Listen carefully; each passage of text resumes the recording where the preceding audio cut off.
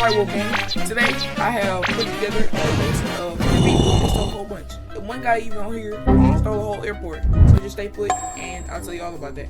At number 10, we have Belle Gibson, a lady who contracted brain cancer. She cured her cancer by dieting, by removing things like dairy, sugar, and other things that could be harmful to her. And she also told other people about her method, and she cured her brain cancer by doing this. Except the thing is, she didn't cure it, and she actually got a lot of other people hurt by doing this, because she even made a cookbook about it and made a lot of money off of it, and people died trying to use her method to be cured. Oh, she made $440,000, and she only gave 10 of it to charity. She was later found guilty of fraud and had to pay a lot of her money back, as this scam caused actual people to die from refusing treatment and only trying to use her methods.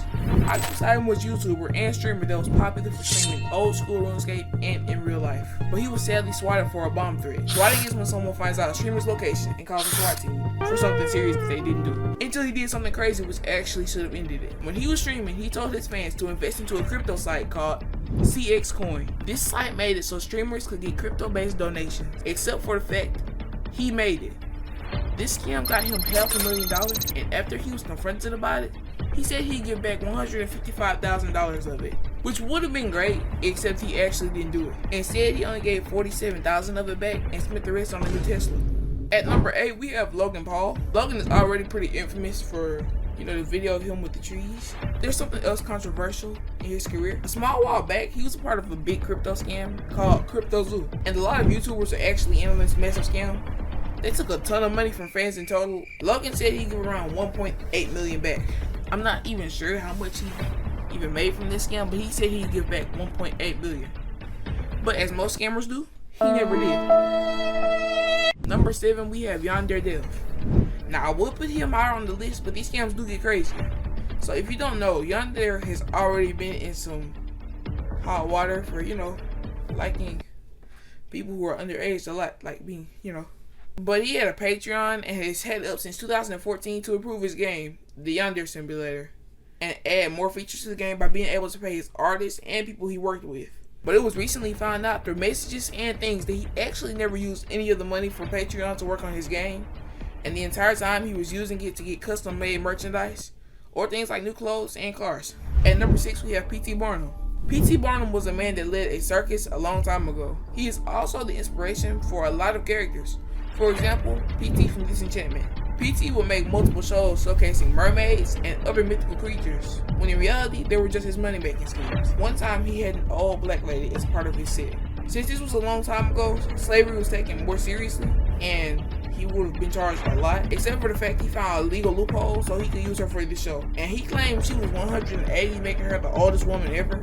When she died, he invited a bunch of people to witness her autopsy for more money, but it proves that he was telling a story about it, as the people who did the autopsy said the woman was only around 80 years old, which got him caught.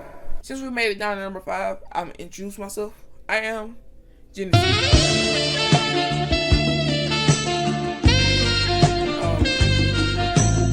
It would do me well if you subscribe, and so I can do cool stuff. I also really want a plaque back there by next year this time, so it would be really nice if you subscribe. Thank you. Okay. Number 5, Nutty. Nutty is a famous Thai content creator, but she also had a warrant out for her arrest. Nethamon Kong Jack, also known as Nutty online for doing her singing and dancing videos, for her YouTube channel with over 800,000 followers. In her Instagram bio, she said she was an amazing and pro Forex trader, while posting different ads about her private courses and teaching others about her skills. She also said she'd be able to give major returns to people who invested around 25%. Yet in May, she said she owed her investors over 1 billion baht, $27.5 million.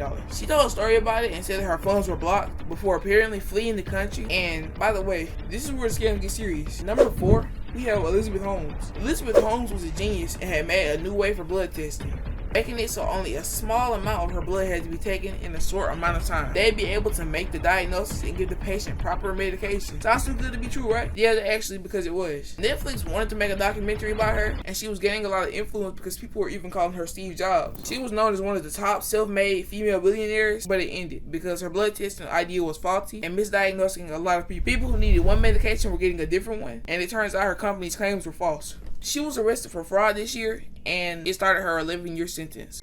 At number 3, we have John Belfort. John Belfort, also known as the Wolf of Wall Street, is one of the most well-known scammers. He pulled one of the largest scams ever as a simple pump and dump scheme. For those who don't know, a pump and dump scheme is where the frauder will artificially increase a stock and its value and then sell it for an increased price. It's usually a quick cash and grab scheme, but he absolutely abused his method. Jordan Belfort made his career as a stockbroker in the 1980s. Jordan and his stockbroker friends decided to do the scam aggressively, pitching stocks to unsophisticated investors. This would make everyone buy them like crazy, driving up the price and even making it a lot easier to buy the stocks. He would increase this by pulling riskier and riskier tactics. He eventually was caught by the FBI when they became suspicious and looked into how he was making his money, and he was caught in 1999. At number 2, we have Emmanuel Nwude. Emmanuel Nwude had a plan, a really big one. But to pull this heist off, he had to have a fake identity. Not just any identity. This guy, he chose the governor of the CBN. He had an experience as a bank director, so he knew how to pull it off. Or at least a little bit of it, or he would be on this list. He convinced people in close power with Paul Aguma to invest in a not yet built airport in Nigeria. Because of the power Mr. Aguma had, they did this immediately, giving an intense amount of cash to the airport, and $242 million was all his. The airport of course didn't exist, and he was finally prosecuted in 2005 for his crimes. What would you guys do with that kind of money? Like, what do you actually do with that? And finally, at number 1, this man stole so much money, it's baffling to say. Bernard Lawrence Madoff, who stole a massive $65 billion. He pulled off one of the largest Ponzi schemes known in history. Bernie Madoff was a money manager. He built a name for himself, slowly building a form of respect, which was important to the scheme. He claimed to use legitimate strategies to investors. They trusted him because of his respect on his name, and he was asking for a lot, but it wasn't really outlandish. He said he returned tons of money, saying he'd generate large amounts of money back. This made it so tons of investors would give him their money, using this to generate more for himself. And he did this for 17 years at least. And he did it until 2008, until he confessed his crimes. That's the end. Subscribe.